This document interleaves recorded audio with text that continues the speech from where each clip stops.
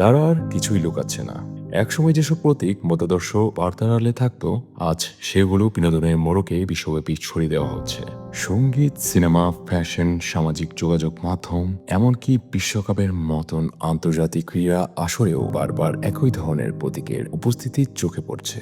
তবে প্রশ্ন হলো, আমরা কি শুধুই দেখছি নাকি বুঝেও দেখছি?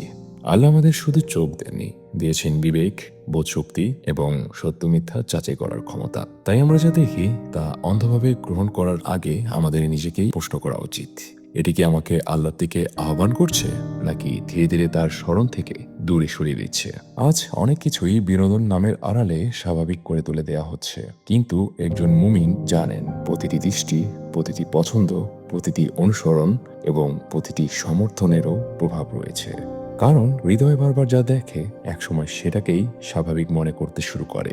তাই সচেতন হন, সত্যকে জানুন, বিবেক দিয়ে বিচার করুন এবং মনে রাখুন, সবকিছু করতালির যোগ্য নয়। আল্লাহ আমাদের সবাইকে সত্যকে সত্য হিসেবে চিনে তা অনুসরণ করার এবং অসত্যকে অসত্য হিসেবে চিনে তা থেকে দূরে থাকার তৌফিক দান করুন।